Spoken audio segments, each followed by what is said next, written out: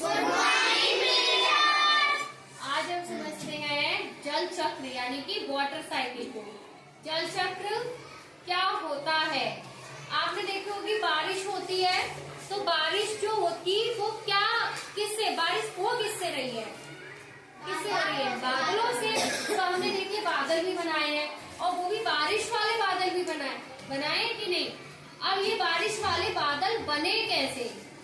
बारिश वाले बादल ये बनते कैसे? जी ये वाला सिंपल बादल बनाया है, लेकिन इसमें बारिश इकट्ठी हो गई है, पानी इकट्ठा हो गया है, वो बादल है। दोनों में अंतर है। देखिए यहाँ से समझना शुरू करते हैं कि सब कुछ हमने पेड़ पौधे बनाए हैं और यहाँ से ये पर्वतों से ये नदी निकल रही है। यहाँ आपने देखा होगा पर्वतों पे बर्फ भी जमा होती है ना। ये हमने ओशियन बनाया है यानी कि महासागर है, ये समुद्र है। ज्यादातर पानी जो है समुद्र से भाप बन के उड़ता है। उड़ता है कि नहीं उड़ता? आप बाहर एक कटोरा भर के रख दीजिए, ठीक है, और शाम के टाइम जाके देखोगे, गर्मी के टाइम की ज्यादा बात कर रही हूँ मैं, तो जब देखोगे तो कटोरे में से पानी उड़ जाएगा। आप सेफ जगह पे भी रखोगे ना, जहाँ से कोई पी ना पाए या कुछ वैसा फैल नहीं पाए, तब भी वो पानी छत पर रखने पर क्या हो जाएगा? उड़ जाएगा। ठीक, आपको उड़ता हुआ नहीं दिखाई दे रहा है, लेकिन पानी छोटी छोटी बूंदों के रूप में गया। तभी तो हमने सूरज बनाया है। ये सूरज की गर्मी से वो पानी जो है बाष्पीकरण हुआ, भाप के रूप में उड़ गया। पानी दिखाई दे रहा है आपको, है ना? पानी एरो हम ऊपर की तरफ दिखा रहे हैं, यानी कि पानी ऊपर की तरफ वाष्प के रूप में जा रहा है जमीन से। किससे? समुद्र से जा रहा है, नदियों से जा रहा है, जो नदियां आई जो उनसे जा रहा है। इसके बाद क्या है, जो बादल होते हैं वो बादलों में पानी इकट्ठा होना शुरू कर देता है, यानी इकट्ठा होना शुरू हो गया। तो इस प्रोसेस को हमने क्या नाम दे दिया? संघनन, कंडेंसेशन। ठीक है, क्योंकि बादलों में पानी इकट्ठा हो गया। बादलों में जब पानी इकट्ठा हो गया, अब वो इतना वजन तो सह नहीं पाएगा, तो क्या हो जाएगा? फिर क्या होगी? बारिश होगी, है ना? बारिश हुई तो बारिश की बूंदें दिखाई गई हैं, यानी कि प्रेसिपिटेशन, वो बारिश होना शुरू हो गई और वापस से पानी कहाँ आ गया? जमीन पर आ गया। या फिर तो वो बारिश के रूप में आएगा या हिमपात बर्फ के रूप में वो वापस से पानी कहाँ आ जाएगा? जमीन पर आ जाएगा। जमीन से जमीन यानी नदियों में, तालाबों में, झीलों में और समुद्रों में, महासागरों में पानी फिर से आ गया। फिर से वही प्रोसेस, यानी कि ये जल चक्र वाली प्रोसेस ऐसी प्रोसेस है जो चलती रहती है हमेशा। ठीक है, ये हमेशा इस तरह से गोलाई में ये चलता रहेगा जल चक्र। ठीक है बेटा, समझ गए? जल चक्र चलता रहेगा। तो जल चक्र में क्या क्या चीजें होती है, मेन पॉइंट हमने इसमें लिख दिए हैं। जैसे पानी का पृथ्वी की सतह से वाष्पित होना, भाप के रूप में उड़ना। एक भाप के रूप में देखो पेड़ पौधों से भी उड़ रहा है इस जगह पर। पेड़ पौधों से जब उड़ जाएगा तो उसको ट्रांसपीरेशन कहते हैं। जब हमने पत्ती दिखाई थी आपको, पत्ती में छोटे छोटे रंध्र थे, रंध्रों से पानी भाप के रूप में उड़ रहा था। उस प्रोसेस को ट्रांसपीरेशन यानी कि बाष्पोत्सर्जन कहते हैं। और जो बादलों सागरों से उड़ता है उसे बाष्पीकरण कहते हैं। बाद में पानी इकट्ठा हो गया, बादल जो है फुल हो गए बिल्कुल पानी से, तो वो बारिश हो जाएगी। ठीक है, ये प्रोसेस चलती रहेगी। सेकंड है, हमने पॉइंट क्या लिखा है? वायुमंडल में ऊपर। अब भाप जो है वो हल्की होती है ना? भाप जो है हल्की होती है, तो वो फिर से क्या होगा? नीचे आ जाएगा, ऊपर जाएगा, फिर नीचे आ रहा है पानी। ठंडा होकर संघनित होकर बादलों में बर्फ या बारिश बन जाना। ठंडा, जब जो भाप थी ठंडी हो गई, तभी तो बादलों में इकट्ठी हुई, है ना?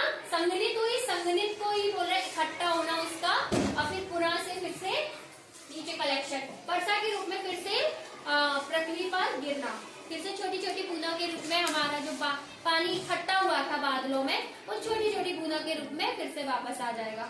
ये प्रोसेस लगातार चलती रहती है। ठीक है, यानी कि पृथ्वी पर पूरा सबसे ज्यादा तो महासागरों से जल उड़ता है, बाष्पीकरण हो रहा है, और बाकी और बाष्पीकरण, बाष्पोत्सर्जन हो रहा है, और भी चीजें होती है, ये जल चक्र चलता रहता है। ठीक है, किसको समझ में आ गया? ये आ गया ना? चलिए ओके। इसके बाद हम ये बताते हैं बाष्पन किसे कहते हैं। बाष्पन है पानी का भाप के रूप में उड़ना, वो प्रक्रिया कहला रही है बाष्पन। अब एक चीज बताइएगा, जैसे एक कटोरी आपने बाउल लिया, बाउल में पानी भरा समान मात्रा में, एक को आपने सनलाइट में रखा है, धूप में, और एक को आपने कमरे के अंदर रखा है, तो किस कटोरी में से या किस बाउल में से आप पानी जो है बाष्पीकरण ज्यादा होगा, भाप के रूप में उड़ेगा? किस में से? सनलाइट वाले, सूरज वाले में से उड़ेगा ना। यानी कि हम ये कह सकते हैं कि अधिक ताप में बाष्पन तेज गति से होता है। जब ज्यादा ताप होगा, सूरज की रोशनी के नीचे है, तो बाष्पन तेजी से होगा। ठीक है, इसी तरह से एक आपने ले लिया कटोरी, ठीक है, एक ले लिया आपने गिलास, सेम पानी है, पानी की मात्रा समान है, तो किस पे से पानी ज्यादा मात्रा में उड़ेगा? कटोरी। कटोरी या गिलास में से? कटोरी। सही से बताना भाई। गिलास से? कटोरी में से, क्योंकि कटोरी जो है वो कुछ इस तरह से फैली हुई है, या प्लेट ले, और गिलास जो है उसका थोड़ा जो आगे का ऊपर का जो मुंह है वो कैसा है? छोटा है। तो छोटे पृष्ठ मुंह वाले में से कम, यानी कि जो सतह है उसकी फैली होगी, उसमें से ज्यादा बाष्पन होगा, जिसकी सतह फैली हुई है। ठीक है, इसी तरह से बताइए एक क्वेश्चन, एक है आप कपड़े सुखा रहे हैं, ठीक है, कपड़े सुखा रहे हैं बारिश के टाइम पर, एक बारिश के टाइम पर, लेकिन आपके कपड़े सूखे ही नहीं, और गर्मी के टाइम पर आपने डाल दिए तो सूख गए।